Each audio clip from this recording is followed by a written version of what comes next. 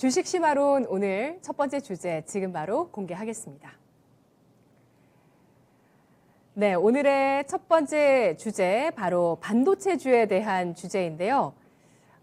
오늘 이재용 부회장의 사면에 대해서 이슈가 나오고 있는데 청와대 측에서는 이명박 그리고 박근혜 전 대통령, 이재용 삼성전자 부회장까지 8.15 특별 사면 가능성에 대해서 논의된 바가 없다라고 밝히기도 했습니다. 삼성전자 주가 반등에 필요한 모멘텀에 대해서 알아보겠습니다. 네, 오늘 삼성전자, SK하이닉스는 그래도 올라도 다소 저조하지만 반도체 등등의 IT 소부장 기업들의 고점 경신이 나오고 있는데요. 자, 삼성전자, SK하이닉스 대형주 갖고 계신 분들이 섭섭하실 것 같아요. 삼성전자의 주가가 굉장히 부진합니다. 오늘 함께 이야기 나눠주실 분 소개해 드릴게요. 하나금융투자 삼성동 금융센터 윤여민 팀장입니다. 안녕하세요. 네, 안녕하십니까. 네, 삼성전자의 2분기 실적부터 알아볼까요? 일단 2분기 영업이익은 좀 서프라이즈 사실 나왔죠. 지금 아직 자세하게 세부적으로 나온 건 아니지만 일단 전체로 봤을 때 12조 5천억을 좀 기록을 하면서 사실 지난해가 이제 영업이익이 지난해 2분기 영업이익이 8조였으니까 지난해 대비했을 때 영업이익 같은 경우는 53% 이상 지금 증가한 것으로 나타나고 있고요. 특히 이제 이번에 시장 전망치가 10조 내외였던 걸 생각을 해보면 거의 2조 5천억 이상 충분히 좀 높게 나왔다 말씀드릴 수 있을 것 같습니다. 특히 이제 영업이익 같은 경우는 반도체 슈퍼 호황기였던 2018년 3분기 이후에 11년 만에 가장 높은 수치를 기록했다 말씀드릴 수 있을 것 같고요. 지난해 1분기 매출 같은 경우 매출 같은 경우 1분기 대비 좀 감소한 부분이 있지만 영업이익 같은 경우는 1분기에 9조를 찍었으니까 거의 3조 이상 이제 증가한 것으로 보이고 있습니다. 이렇게 지금 어떻게 보면 호실적이 나온 거에는 일단 반도체에 좀 어떻게 보면 견인이 가장 크다고 볼 수 있을 것 같습니다. 부분별 실적은 정확히 좀 알 수는 없겠지만 이제 반도체에서만 한 7조에서 8조 정도 영업이익이 나오지 않았을까라는 생각이 들고 있고요.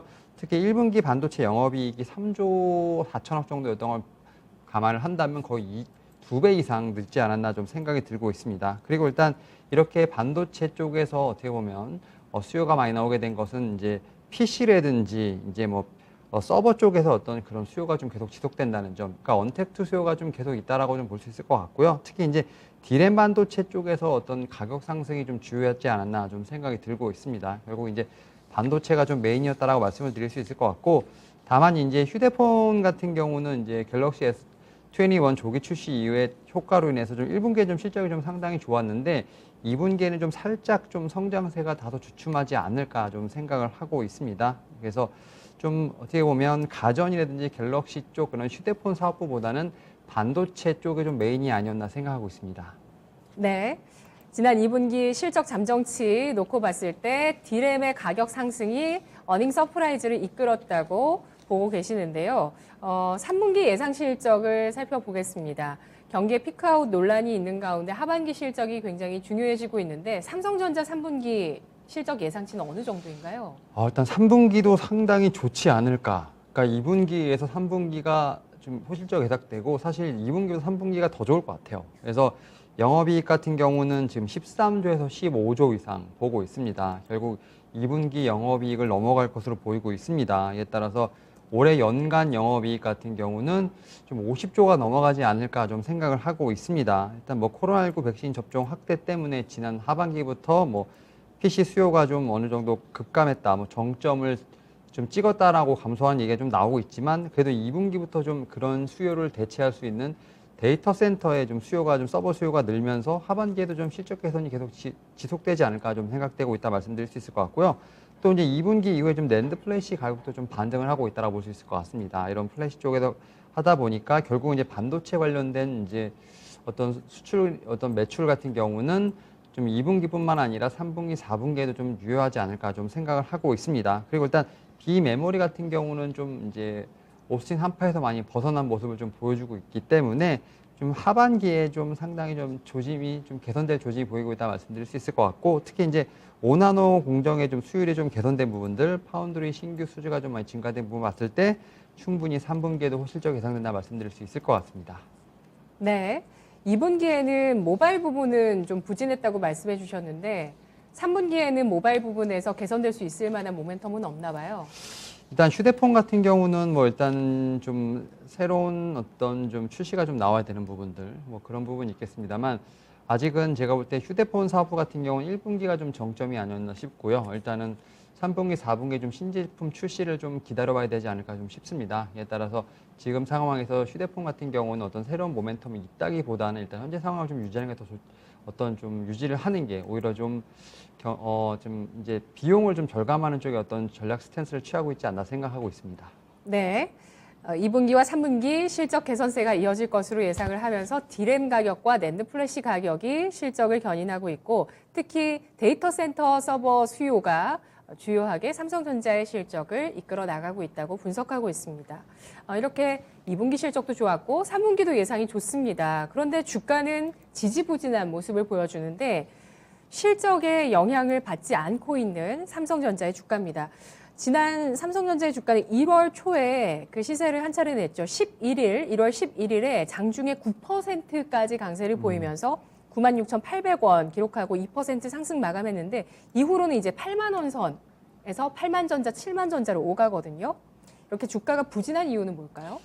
사실 이제 이번 섹션의 가장 좀 중요한 파트인 것 같은데 일단은 주가가 좀 반등하지 않는 이유는 여러 가지 이유가 있습니다만 크게 한 3가지 정도가 좀 되지 않을까 좀 생각을 하고 있습니다. 일단 말씀하셨던 것처럼 작년 이제 10월 말부터 이제 올 1월까지 지금 가파르게 한 50% 이상 상승세를 보였던 구간은 지금 파운드리 관련된 어떤 기대감이 있었던 것이 사실입니다. 즉 이제 TSMC라는 1위 기업을 어떻게든 삼성전자가 좀 잡을 수 있다라는 어떤 그런 기대감 그리고 좀 투자에 관련된 청사진이 나오면서 상당히 이제 좀 뭐 메모리 쪽에서는 1등이지만 비메모리 쪽에서는 어떻게 보면 이제 1등을 따라잡기 위한 노력에 좀 가셔야 된다는 점에서 좀 그런 기대감으로 많이 갔었는데 그 이후에 아쉽게도 좀 후속 조치가 좀 많이 없다는 점이 지금 현재 첫 번째 이유가 아닐까 좀 싶습니다. 일단 뭐 인텔이라든지 TSMC 같은 경우는 뭐 공격적으로 투자를 지금 나서고 있는 상황인데 삼성전자 같은 경우는 뭐 투자 계획은 좀 있는 상황입니다. 뭐 오늘 같은 경우는 뉴스가 나오고 있습니다만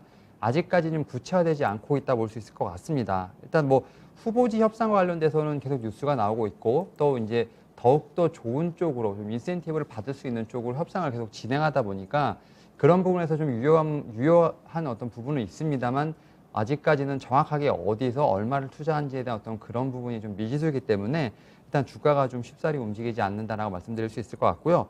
두 번째로 이제 디램 가격에 대한 부분을 좀 말씀을 드릴게요. 지금 이제 디램 가격 같은 경우는 뭐 이 3분기까지 좋다고 좀 말씀을 드렸는데 좀 이제 주가가 좀 선행을 하다 보니까 일단 좀 비관론자들이 좀 있습니다. 그러니까 디램이 좀 3분기까지는 호황인 건 알겠는데 4분기 내년 1분기에는 어떨 거냐라는 좀 그런 퀘스천 마크를 좀 갖고 있다라고 볼 수 있을 것 같습니다. 일단 뭐 디램 같은 경우 1분기에 지금 시장이 약 한 22조 원 정도로 기록을 하면서 상당히 디램 시장이 좋았죠. 그러니까 전분기 대비했을 때 9% 이상, 뭐 동기 대비 33%좀 증가를 했는데 이런 부분이 좀 2분기부터는 좀 어느 정도 피크아웃 논란이 나오면서 3분기까지는 그래도 좋은데 뭐 4분기, 그다음 내년 1분기까지 어떻게 하느냐, 뭐 그런 좀 걱정이 계속해서 삼성전자 주가를 좀 잡고 있지 않나라고 좀 생각이 듭니다. 사실 결국은 이제 나와봐야 아는 부분인데 일단 미리 걱정을 하는 거고 그런 부분이 좀 주가에 선반영되지 않았나 싶고요.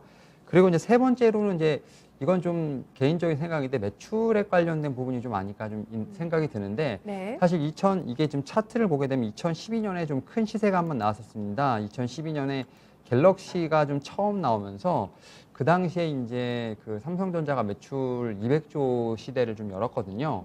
그 이후로 이제 영업이익은 좀 상당히 잘 나오는 부분이 있는데 매출액이 지금 240조 정도? 그러니까 지금 300조, 400조 이렇게 앞 단위가 바뀌진 않는 것 같아요, 숫자가. 그러니까 결국 이제 성장주의 어떤 대표적인 회사라고 볼 수 있을 것 같은데 결국 매출은 좀 많이 좀 정체가 된다라고 생각이 좀 들고 있습니다. 그러니까 2012년 대비했을 때 어느 정도 성장률이 좀 많이 안 나오다 보니까 매출단에서는 그러다 보니까 좀 높은 PER을 좀 줄 수 없다는 어떤 그런 한계를 좀 지니지 않나 생각이 들고요.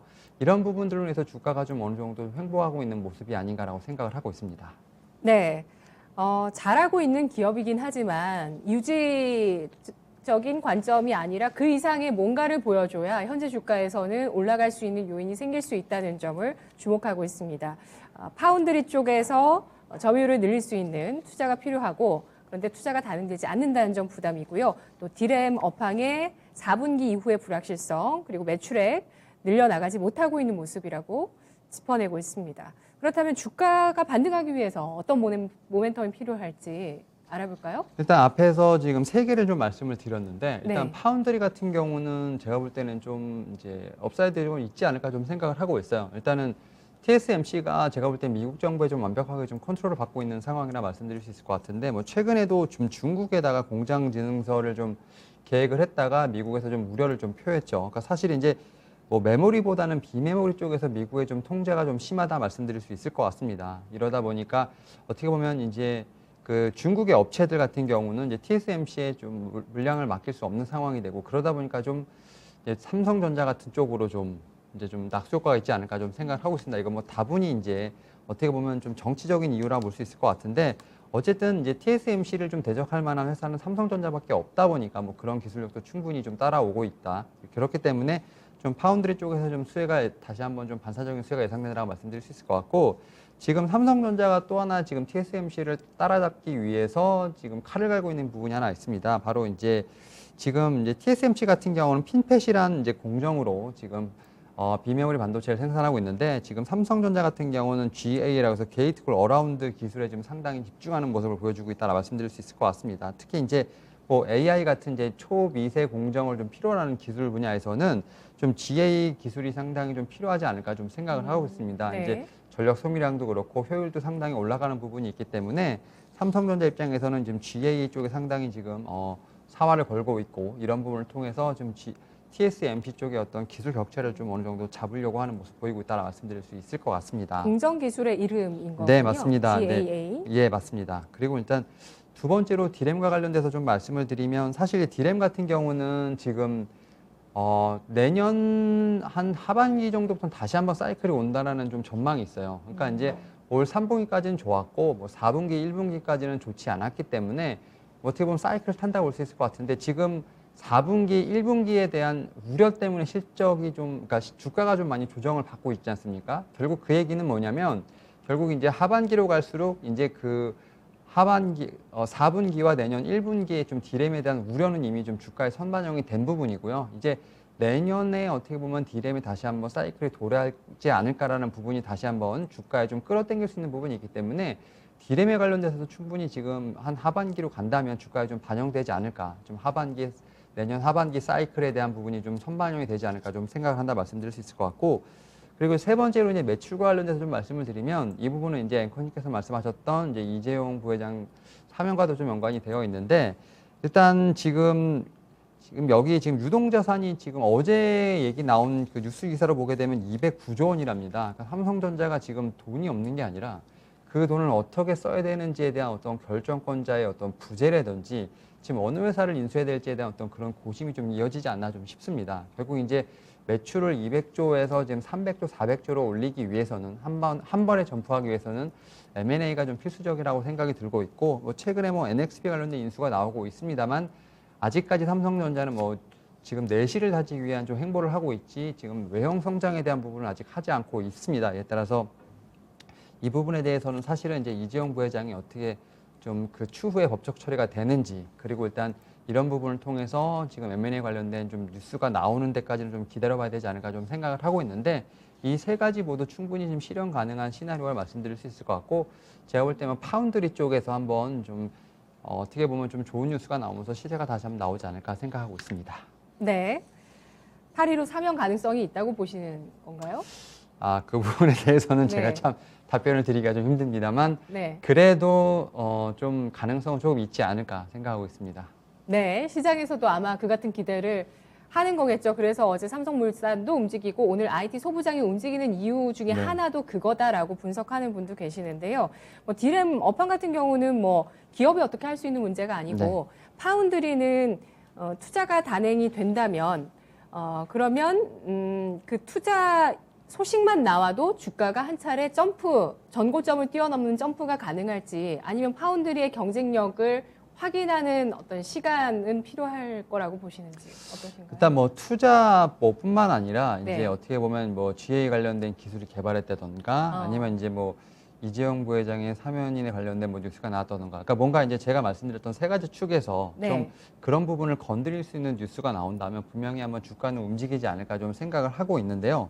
그런 부분에서 봤을 때 사실은 지금 답답한 지금 주가의 흐름 속에서 이 결국 이제 언제쯤 반등할까에 대한 부분이 상당히 좀 고민된다고 말씀드릴 수 있을 것 같은데, 네. 저는 충분히 하반기에는 반등의 요소는 분명히 있다라고 말씀드릴 수 있을 것 같습니다. 그리고 제가 앞서 말씀드린 것처럼 삼성전자 같은 경우는 충분히 뭐 레벨업 할 수 있는 좀 여러 가지 모멘텀들이 있기 때문에 저는 지금 상황에서도 충분히 지금은 어떻게 보면 매수권이라고 좀 말씀을 드릴 수 있다라고 말씀드릴 수 있을 것 같고, 네. 다만 이제 어떤 말씀하셨던 것처럼 이제 전고점을 뛰어넘는 이제 급등이 나오기는 좀 쉽지 않겠습니다만, 오히려 좀 적금을 한다는 개념으로 좀 장기적으로 가져가게 된다면 충분히 전고점을 뛰어넘는 우리가 흔히 말하는 신반전자가 나오지 않을까 생각하고 있습니다. 네. 뭐 지난 1월부터 계속 삼성전자의 주가를 얘기할 때는 파운드리가 꼭 나왔습니다. 파운드리에서 뭔가가 돼야 된다라는 포인트들을 계속 얘기를 했고, 그런 가운데 이재용 부회장의 부재 속에서 인텔의 글로벌 파운드리 인수 추진까지 나오면서 파운드리 시장의 경쟁이 격화되고 있는 모습인데요. 삼성전자 어떻게 할지 투자 의견을 정리해 보도록 하겠습니다. 어떻게 삼성전자 바라볼까요? 그러니까 삼성전자 같은 경우는 사실은 이제 30억 이상의 좀 고액 좀 투자하시는 분들 같은 경우는 지금 선호되는 1위 종목이거든요. 그러니까 왜냐하면 아무리 이제 종목에 지금 지루하고 힘들다 하더라도 일단은 크게 어떻게 보면 업사이드라든지 다운사이드가 없는 좀 안정적인 종목이기 때문에 네. 일단은 약간 적금처럼 들어오시는 분들이 상당히 많다라고 생각이 들고 있고, 특히 이제 이 종목 같은 경우는 이제 증여세 관련된 부분과 연관이 있기 때문에 좀 고배당주로서의 어떤 면모도 분명히 갖고 있다고 말씀드릴 수 있을 것 같습니다. 이에 따라서 일단 뭐 보유하신 분들 같은 경우 상당히 좀 지루한 부분이 있겠습니다만 좀 장기전 관점에서 보유하시면 좋겠다라고 말씀드릴 수 있을 것 같고, 사실 이제 밑에 7만 원 밑으로 내려가면 좀 매수를 하시는 분들이 있어요. 그러니까 그런 분들에게 오히려 좀 박스권 매매, 그러니까 뭐 한 7만 8천 원에 사셔서 한 8만 2, 3천 원에 파는 이런 박스권 매매도 유효하다 말씀드릴 수 있다 이렇게 생각이 들고요. 오히려 좀 장기적으로 가시는 분들 같은 경우는 지금 9만 원대까지는 크게 지금 제가 볼 때는 박스권 형성이 되어 있는데, 그 9만 원을 넘어가면 10만 원까지 볼 수 있지 않을까 좀 생각한다 말씀드릴 수 있을 것 같습니다. 그리고 일단 신규로 진입하시고자 하시는 분들에게는 사실 이렇게 좀 움직이지 않고 있기 때문에 신규로 매수하시는 거 사실 뭐 저는 좋다라고 생각을 하는데, 뭐 최근에 지금 삼성전자를 신규로 매수하시는 어떤 그런 분위기는 아니다 보니까 오히려 지금 이런 대형주보다는 좀 이제 소재 쪽에 좀 상당히 지금 불이 나오고 있거든요. 그래서 소재와 관련된 반도체 소재라든지 장비 쪽 혹은 뭐 이제 후공정 쪽에 어떤 좀 새롭게 움직이는 종목에 한번 투자하시는 것도 하나의 대안이 되지 않을까 생각하고 있습니다. 네. 삼성전자 현 주가에서 배당 수익률은 3.76%가 나오고 있어서 고액 자산가들에게 인기가 높다고 합니다. 79,600원 수준인데요. 박스권 매매도 가능하고 또 매수한 이후에 쭉 보유하는 전략 가능합니다만, 빠른 매매 원하시는 분들은 다른 종목이 필요하겠다고 합니다. 삼성전자 안 가지고 계신 분들 어떤 종목을 볼까요? 일단 저는 좀 오사트라고 하죠. 후공정 업체가 좀 저는 하나의 대안이 되지 않을까 좀 생각을 하고 있고, 사실 뭐 이 반도체 관련된 종목들은 뭐 열의 9은 다 실적이 좋아요. 실적이 좋은데 결국은 이제 경기를 타는 어떤 사이클에 관련된 종목이기 때문에 사실은 어느 종목이든 다 상관없다고 생각을 하는데, 저는 이제 오사트 관련돼서 좀 보고 있는 업체가 이제 크게 세 가지 정도 됩니다. 뭐 하나마이크론이라든지 뭐 LB세미콘, 그다음 뭐 테크윈 정도가 되는데, 오늘 사실 이제 테크윈이 좀 이제 시세가 좀 나왔죠. 그러니까 테크윈 같은 경우는 좀 실적 관련된 모멘텀이 좀 주목을 받다라고 볼 수 있을 것 같습니다. 이제 특히 2분기 실적이 좋았고요. 특히 이제 3분기는 이제 최대 분기 실적 예상되는 어떤 그런 성적표를 좀 받지 않을까 생각을 하고 있습니다. 결국 이제 비메모리 쪽에서의 어떤 그 오사트 쪽에서요, 증설이라든지 그런 업황이 상당히 좋아지고 있는 부분들, 이런 부분들이 좀 테크윈한테 상당히 좀 온기가 좀 불었다라고 말씀드릴 수 있을 것 같고, 특히 이제 LB세미콘 같은 경우는 이제 반도체 쪽에서도 이제 이미지 센서를 좀 담당하는 회사이기 때문에 일단 이런 부분에서도 충분히 좀 어떻게 보면 다시 한번 전고점을 보러 갈 수 있는 부분이 있지 않을까 생각하고 있습니다. 그리고 하나마이크론 같은 경우는 최근에 뭐 SK 하이닉스와 어떤 좀 매출 관련된 부분 좀 풍분히 좀 나오긴 했습니다만, 아직까지도 충분히 좀 매력 있는 자리라 말씀드릴 수 있을 것 같습니다. 네, 알겠습니다. 하반 경직성이 강한 삼성전자 충분히 즐기면서 또 매매할 수 있는 측면도 있겠습니다만 빠른 종목을 원하시는 분들은 후공정 쪽에 투자 포인트를 잡자는 의견이고요. 하나마이크론, LB세미콘, 테크윈까지 알아봤습니다. 네. 채팅창에 하이닉스 궁금하신 분 계시면 질문 한 번 더 드리려고 했는데 의견 없으시니까 두 번째 주제 넘어가 보도록 하죠. 오늘 주식심화론 두 번째 주제입니다. 글로벌 대세된 신재생 에너지 투자 전략은입니다. 네, 바로 지난주였죠. 유럽연합이 2026년부터 탄소 국경세를 도입하는 P4, P55를 발표했습니다. 네. 내용 정리부터 해볼까요? 일단은 결국 EU가 좀 칼을 좀 빼들었다 볼 수 있을 것 같습니다. 뒤에 보면 2026년에 지금 탄소 국경세를 좀 지급을 하겠다라고 볼 수 있을 것 같습니다. 이제 온실가스 배출량을 2030년까지 이제 1990년 대비해서 55% 줄인다는 것으로 해서 이제 P455라고 좀 얘기가 나오고 있고요. 이를 좀 위해서 유럽연합 같은 경우는 뭐 시멘트라든지 전기, 비료, 철강, 알루미늄 같은 이런 섹터에 지금 탄소 국경세를 적용했다고 밝혔습니다. 그러니까 2023년에 과도기를 두고 2026년부터 지금 본격적으로 도입한다는 얘기가 나오고 있는데 사실 이제 이러한 부분을 통해서 지금 우리나라 지금 섹터들도 많이 지금 좀 고민을 하고 있는 상황이라 말씀드릴 수 있을 것 같고 이와는 별개로 지금 뭐 이제 내연기관차 판매를 좀 2035년까지 금지를 한다던가 그 다음에 뭐 2050년까지 운송 분야 탄소 배출량을 90% 저감시킨다는 목표도 좀 나오고 있는 상황입니다. 사실 네. 이제 조선업종은 약간 별개긴 합니다만 이미 이제 국제회사기구랑 이제 어떤 탄소 배출 규제를 좀 가고 있는 부분이 있기 때문에 이런 부분도 좀 일맥상통하지 않을까 생각하고 있습니다. 네. 자동차뿐만 아니라 모든 운송수단 그리고 산업 전반에 있어서 탄소 배출을 줄이기 위한 세금을 매긴다는 정책입니다. 2026년부터 시행이 된다고 하는데요. 이 정책을 보게 되면 이제 재생에너지 발전 비중도 앞으로 올라갈 수밖에 없겠다는 생각이 들어요. 예, 일단 뭐 재생에너지 발전 비중 목표를 지금 2030년에 원래는 이제 32%였는데 40%까지 좀 올리겠다라고 지금 상향 조정했습니다. 네. 그리고 일단 1,000만 톤의 그린 수소를 좀 생산하기로 했고 앞서 말씀드린 것처럼 2035년까지 내연기관차의 판매를 이제 금지하기 때문에 결국 이제 배터리라든지 수소 같은 뭐 신재생 에너지 쪽으로의 어떤 이런 좀 사용을 적극적으로 권유를 하고 있다고 볼 수 있을 것 같습니다. 사실 이제 신재생 에너지 같은 경우는 이에서 계속 좀 얘기가 나왔던 부분이 있습니다만 사실 뭐 새로운 재료는 아닙니다. 하지만 이제는 좀 글로벌 트렌드로서 완벽하게 좀 자리를 잡아가는 모습이 아닌가 좀 생각이 들고 있고요.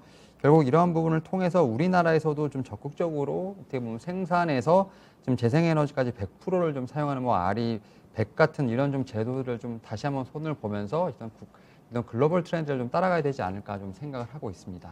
네.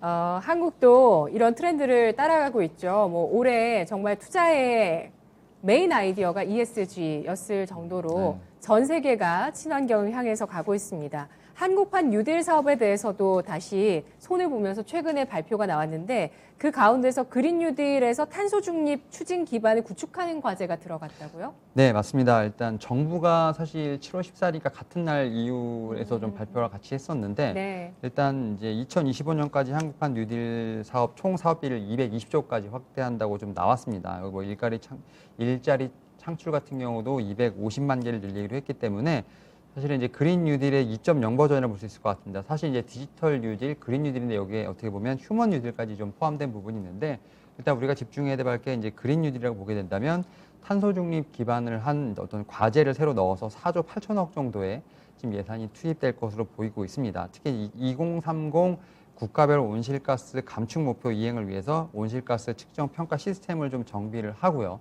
산업계 탄소 감축 체계를 좀 구축하는 과정에 볼 수 있다라 볼 수 있을 것 같습니다. 결국 이러한 부분들이 좀 어떻게 보면 새로 발표가 된 거고요. 사실 하반기에도 다수 좀 정책이 좀 발표될 것으로 예정이 돼 있는데요.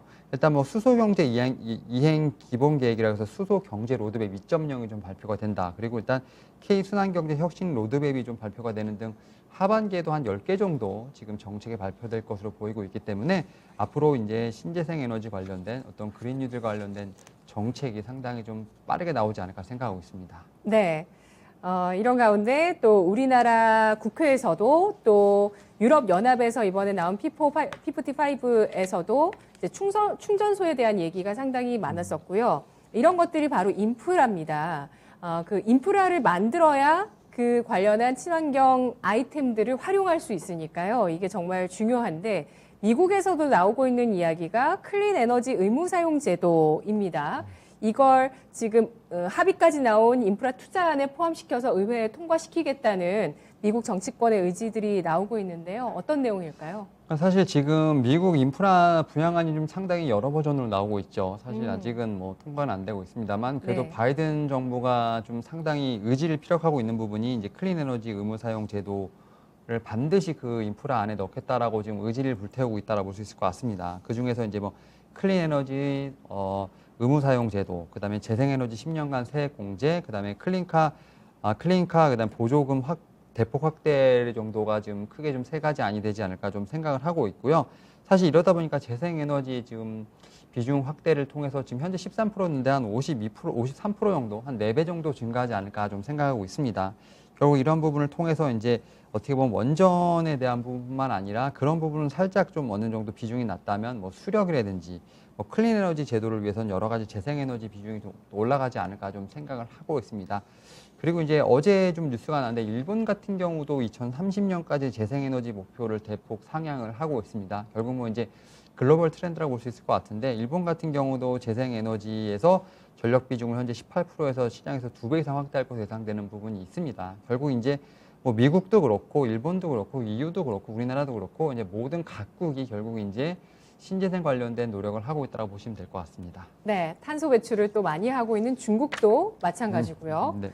그래서 이렇게 정부가 정책을 펴고 그러면 정부의 재원이 들어가는 것이고 또 기업 차원에는 정부가 페널티를 주는 이런 국경세, 탄소 국경세 이런 것들을 주다 보니까 이런 비용을 막기 위해서 또 다양한 투자들이 있을 것이고 이러한 움직임들이 가속화되는 겁니다. 주목해볼 섹터와 종목들 알아볼게요. 투자 포인트는 정말 여러 가지로 잡을 수 있을 것 같은데 그 가운데서 수익을 많이 볼 수 있는 걸 찾아봐야 되겠죠? 그렇죠. 네. 그러니까 일단은 크게 보게 되면 이제 뭐 전기차, 네. 이제 2차 전지 쪽 관련된 부분이 또 이제 어떻게 보면 재생에너지와 관련된 엮여 있는 부분이 있고요. 또 최근에 이제 수소차 관련된 부분도 좀 떠오르고 있고 또 이제 신재생에너지 관련돼서는 풍력, 태양 뭐 이쪽이 좀 상당히 떠오르고 있는데 일단 2차 전지 섹터가 한번 좀 불을 뿜었고요. 또 선순환이 좀 돌고 있다라고 생각하기 때문에 뭐 2차 전지 쪽에서도 이제 소재를 떠나서 이제 장비 쪽이라든지 아니면 반도체 쪽으로 분명히 옮겨가는 부분이 있습니다. 다만 이제 신재생 에너지와 관련된 부분에서 저는 이제 뭐 수소, 태양광, 이제 뭐 풍력이 있는데 저는 일단 풍력 쪽을 좀 먼저 관심 있게 봐야 되지 않을까 좀 생각을 하고 있습니다. 특히 이제 풍력 같은 경우는 좀 숫자가 나오는 좀 섹터이기 때문에 그런 측면에서 봤을 때 좀 봐야 되지 않을까 좀 생각이 들고 있고 네. 또 이제 신재생 에너지 관련된 이제 차트를 보게 되면 대부분 다 지금 고점 대비해서 거의 30%에서 50%까지 좀 많이 눌린 상황입니다. 그러니까 결국은 어떻게 보면 저가 매력도 있다라고 볼 수 있을 것 같은데 일단 풍력과 관련돼서 말씀을 드리면 사실 이제 대장이 2개 있죠. 뭐 CS 윈드랑 이제 3강 MNT가 있는데 CS 윈드 같은 경우는 이제 풍력 타워 시장에서 거의 이제 글로벌 넘버 원이라고 해도 좀 무방하지 않을까 좀 싶습니다. 특히 이제 미국 쪽에서 어떤 모멘텀이 좀 많다 볼 수 있을 것 같은데 최근에 이제 뭐 뉴욕에서 뉴저지까지 해상 풍력 타워 공장을 건설하는 것을 지금 논의 중에 있기 때문에 지금 시장 점유율 20%가 넘죠. 그러다 보니까 CS 윈드 같은 경우는 좀 상당히 좀 그 시장 타워 시장에서 좀 국권 1위를 좀 지키고 있다고 볼 수 있을 것 같고 사실 이제 3강 MNT에 비해서 CS 윈드 같은 경우는 이제 이번 주에 좀 어떻게 보면 출발을 했죠. 출발을 네. 해갖고 일단 좀 오늘 좀 살짝 눌리고 있습니다만 이제 전고점을 향해 가는 어떤 그런 모습을 좀 보여주고 있다 볼 수 있을 것 같고. 완전히 뭐 고개를 틀고 올라서려고 하고 있네요. 네, 그래서 지금 예. CS 윈드가 지금 이제 대장주로서 먼저 출발을 했다 말씀드릴 수 있을 것 같고 일단 이 종목을 만약에 보유하고 계시지 못하신 분들 같은 경우는 오히려 이제 후발주자가 되지 네. 않을까 좀 싶은데 3강 왜요? MNT CS 윈드는 지금 늦었나요? 사실 좀 늦지는 않았습니다만 지금 오늘 좀 눌리고 있네요. 그러니까 8만 원대 초반에 들어갔으면 좀 상당히 기분이 좋았을 텐데 오늘 좀 살짝 눌리고 있는 거 봐서는 뭐 추후에 좀 조정이 나오면 다시 한번 매수 좀 가능하지 않을까 좀 싶은데 오히려 좀 3강 MNT가 좀 가볍게 움직일 수 있지 않을까 좀 생각을 하고 있습니다. 네. 하지만 뭐 CS 윈드가 가장 좀 풍력 쪽에서는 넘버 원이라는 것은 변함이 없고요. 지금 3강 MNT 같은 경우는 사실 이제 그 타워 밑에 있는 하부 구조물의 절대 강자를 볼 수 있을 것 같아요. 이제 아시아 쪽에서는 상당히 좀 강력한 어떤 회사라고 볼 수 있을 것 같아요. 뭐 네. 대만이라든지 일본 쪽에서 상당히 지금 매출이 잘 나오고 있고요. 아시아 넘버원인가요? 네, 아시아 넘버원입니다. 우리나라도 내년에 이제 풍력을 좀 발주를 할 것으로 보이기 때문에 거기서도 좀 충분히 매출이 나올 수 있을 거라 생각하는데, 일단 좀 미국에서 많이 고전했어요. 미국 지금 시장 진출이 조금 약간 소원했던 부분이 있는데, 지금 바이든 정부가 좀 추진하고 있는 해상 풍력 단지 조성 계획에 보게 되면 대부분 좀 수심이 좀 깊은 곳에 좀 있기 때문에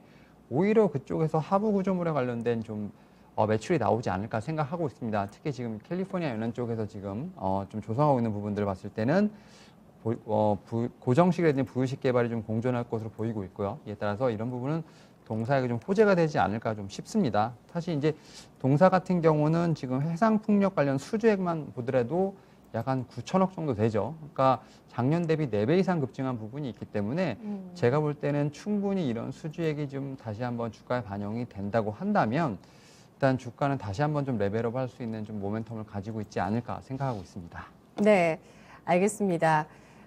특히 많은 종목들 실적도 중요하지만 수주가 굉장히 중요하죠. 우리 유튜브 채팅창에서도 현대차 실적 지금 2시 구간에 나왔거든요. 예상치 영업이익 2조 원 저희가 지난주에 이 시간을 통해서 전해드렸었는데 그에 미치지 못하는 영업이익 1조 8,860억 원 나왔습니다. 뭐 이런 실적 발표가 별로 주가에 영향이 없는 것 같아요 라고 얘기를 해주시더라고요. 그런데 자세히 보면 수주가 많이 되는 쪽의 종목들은 흐름이 상당히 좋습니다. 그런 차원에서 CS-윈드 풍력 발전 쪽에 글로벌 1위 발전 설비를 만드는 업체고요. 또 중소형주 쪽에 좀 더 속하는 삼강 M&T 하부 구조물을 만드는 업체인데 수주 급증세가 나타나고 있는 기업으로 주목을 하고 있습니다. 지금 현재 구간에서 목표 주가 23,000원 그리고 손절가는 14,500원 제시를 해주셨는데요. 두 가지 신재생 에너지 가운데 탑픽을 소개해 드렸습니다. 자, 오늘 분석 여기까지 들을까요? 잘 들었습니다. 부장님. 네, 감사합니다. 고맙습니다. 네, 주식시바론 이제 마칠 시간이 됐습니다. 시장에서는 성장주가 한 차례 큰 주목을 받다가 또 이제 델타 변이 바이러스 우려와 또 경기 정점에 대한 우려가 어느 정도 시장에 녹아들자 다시 한번 또 조정받았던 경기 민감주들의 시세가 나오기도 하죠. 하지만 제일 강한 것은 또 모멘텀이 있는 쪽이라고 볼 수 있을 것 같습니다. 오늘 또 교육주가 오후장에 강세를 보이고 있는데 뭐 상한가 들어간 종목들도 속속 나오고 있는 모습인가 보군요. 주식시마론 저희가 전해드린 투자 내용들, 투자 정보들은 투자 판단에 도움이 될 수 있는 정보들입니다. 주식시장의 종목들의 상승과 하락을 보장하지는 않는다는 점 유의하시면서 투자해 나가시기 바라겠습니다.